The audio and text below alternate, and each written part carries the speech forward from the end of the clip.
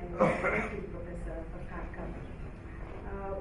Well, what I'm going to do in the brief span of time given to us is to toss some ideas to look at how the leaders of education or educational leaders need to take education forward in India. And I'm just going to talk about that and not focus on my university. Not that my university does not need any brand strategies. Of course, we have those in place. But I'm going to focus on leadership and what leadership should, what kind of leadership that we need to provide. You know, in order to foster excellence and to keep in mind the educational assurance aspect, I think it's very important for us to remember what Benjamin Franklin had to say long ago, and he said, without continual growth and progress, such words as improvement, achievement, and success have no meaning. I think this is very important, and we need to look at continual growth and progress in diverse ways. And how would I look at it? I was just trying to think about various ways, and Harvard University is a great example in front of us. This does not require any kind of you know, focusing on promoting itself. Nevertheless, the latest research on Harvard shows that Harvard is trying to revamp in a big way its syllabus, its courses. Why does it need to do when it already has an international reputation? Is something that we all need to pass it on. We all need to think about, because it's updating its academic offerings to reflect the changing world. I think that is very important, how globalization demands that we look at education in a different way. Now, apart from academic auditing or periodic assessment of our subjects and the areas of teaching, I think it's also important, keeping in mind globalization, that our universities focus on presenting fresh avenues of pedagogy. Now, institutions must be accountable where non-traditional students are concerned. I think that's another thing. You know, as the time passes, we find that our students do come from non-traditional backgrounds. Perhaps an aging student population, B, more online and distance learning, C, I would say broader spectrum of student needs that we need to keep in mind. Now, universities must manage these changes successfully to strengthen their brand positioning in the country. I think this is very important. But apart from this, I also thought there are two more points that we need to keep in mind, and that is transparency and accountability. Because I think both these qualities in any university are, you know, expectations which are necessary since we are public institutions, we cater to public requirements. So therefore, when we look at universities in the paradigm of growth and success and progress, I think it's important to measure what is meaningful for all of us as education leaders, rather than give meaning to what we measure. We should not be doing that. But keeping this in mind, I would also have some ideas, pointers that we can do. And what we can do is a careful and critical review of our approaches to research, teaching, and social engagement. I think this is very important to me. And also, this needs to be done with a shared vision of the institution or the university. And as the leaders in the education realm, I think it's very important to have well-defined objectives, set indicators, and benchmark for academic growth. We also need to be strongly engaged with our academic community outside our institutions. I think this is a forum that provides a platform for that kind of an engagement. And also, perhaps, we need to look at our student community. Are they competing globally? Are they prepared to compete globally? Are there any international fellowships that we put on our website? I must share here that my university, we do put up the proposals.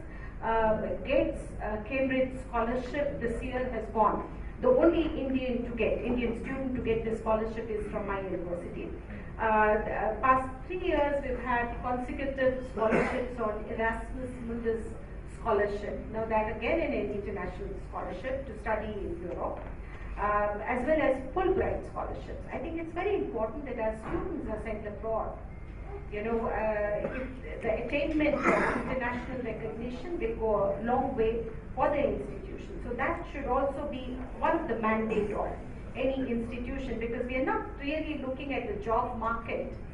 Job market will happen automatically if we focus on quality through progress and development of our core areas, core strength areas. The other thing is, I thought, is that we need to have national and international collaborations, not just international but national as well. You know, in our quest for international collaborations, we forget to collaborate with our national partners, and I don't think we should do that. We should start with the national and move in the other direction too. That's very important.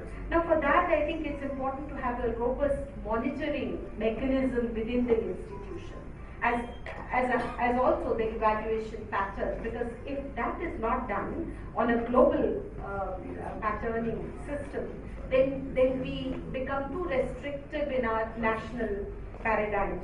So the need to go beyond, I think, being institutions which transfer knowledge to production, institutions that produce knowledge producing institutions. I thought it's very important that Indian institutions think beyond just dispensing or disseminating knowledge and become a prime locus of bold, innovative and creative knowledge production. How do we go about it is something for institutions to think about.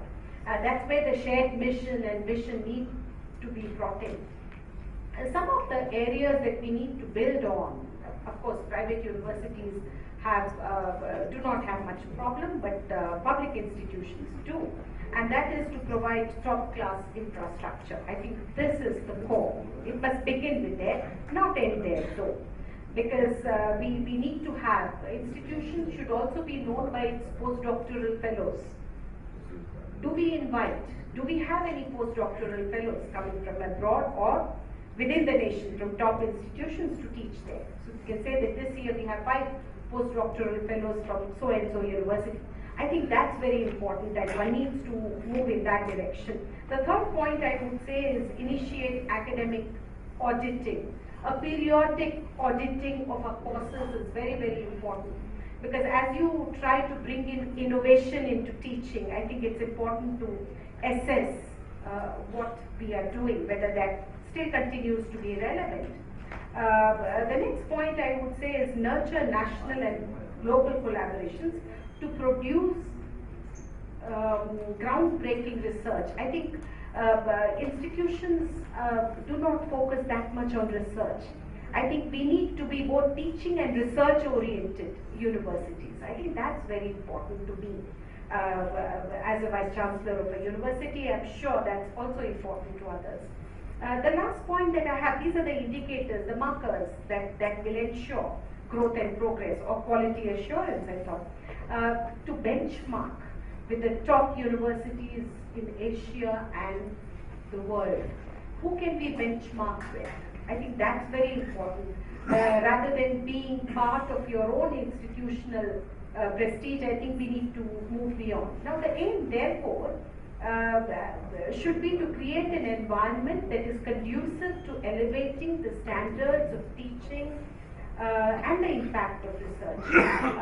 Now that being the core of everything, I think one of my colleagues spoke about values, and I cannot help but mention the anthropologist. And I always say that all academic leaders would concur, would agree with the anthropologist Pierre de Marais when he says, and I quote, "Universities have a lot to lose in public opinion if they lose their values," unquote. I think values indeed must be the foundation of universities, and the commitment to scholarship with values should be the core, should be the mantra according to me. Thank you for giving this opportunity to me. I was just tossing some ideas. I hope they have been useful. I hope we can sit and mull on that or discuss on that. Thank you very much.